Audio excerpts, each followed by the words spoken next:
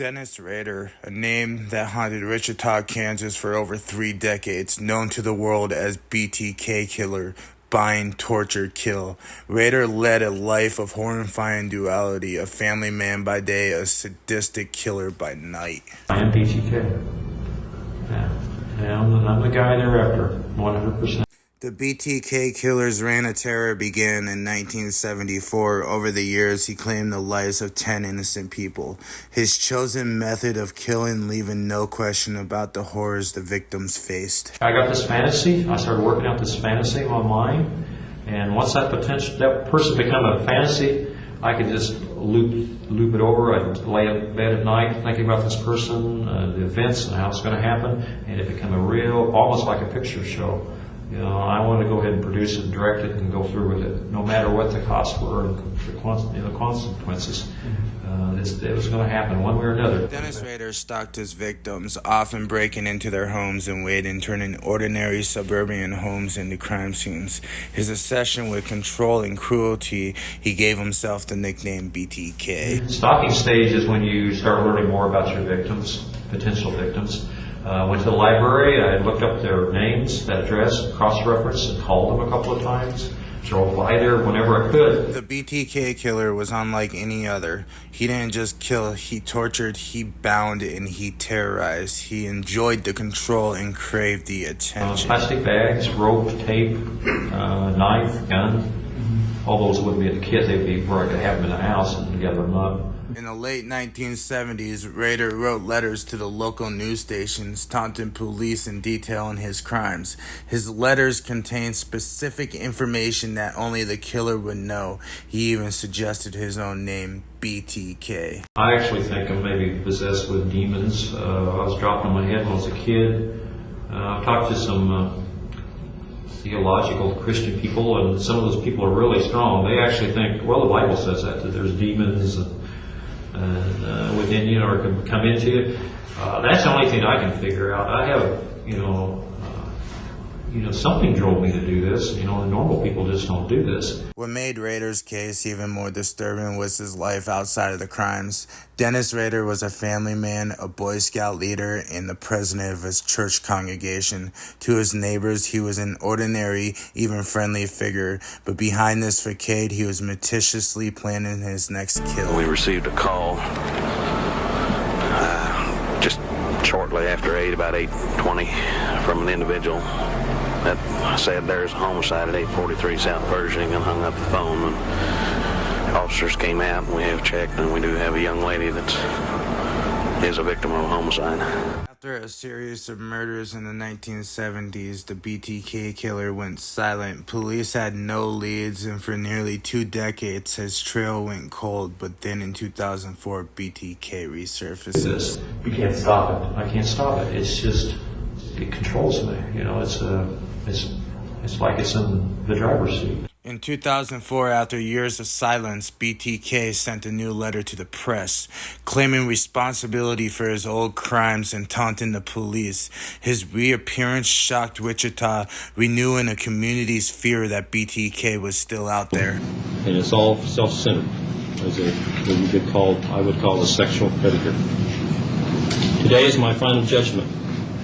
For me, the last couple of days in court, presented by the state, their PowerPoint presentation was very powerful. A couple of things I might point out toward the last, but overall, most of that was true.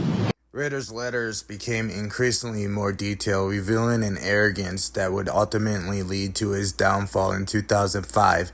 He sent the police a floppy disk, confident they couldn't track it, but this fatal mistake gave the police the break that they needed. But the entire families of the Oteros and the Burgoses suffered from the actions of one Dennis Rader. Police tracked the floppy disk to Rader's church, identifying Dennis Rader as the BTK Killer.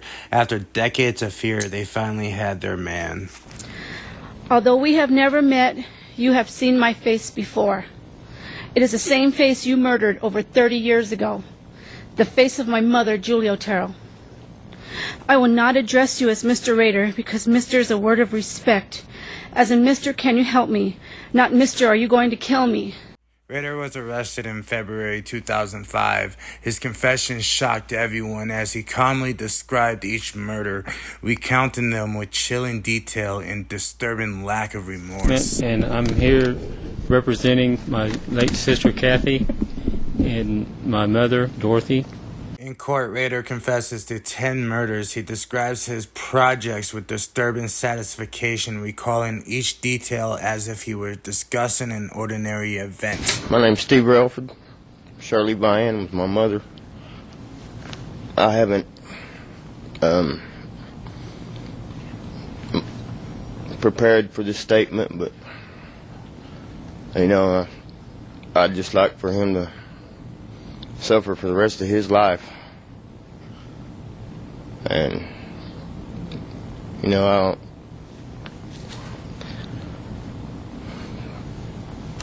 so Rader showed no remorse, revealing a man who saw his victims as objects in a quest for power and control. And I know where he's going, but I'm out here, and I'm like that package you wrote. Rader displayed classic signs of extreme narcissism.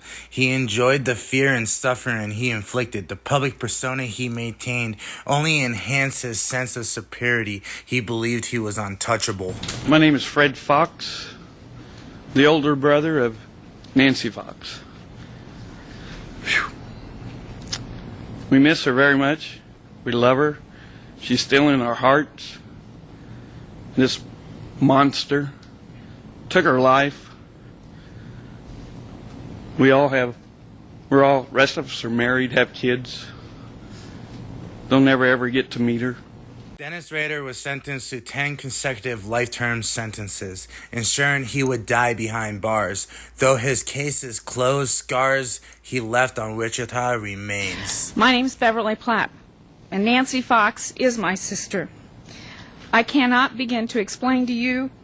There are not words to make you understand what losing Nancy has meant to me. The BTK story is a grim reminder that evil can hide in plain sight. Rader's double life haunted his community, showing how seamlessly an ordinary man can be capable of unimaginable horror. I would only ask that the court provide the maximum sentence allowed by law to this monster that created this.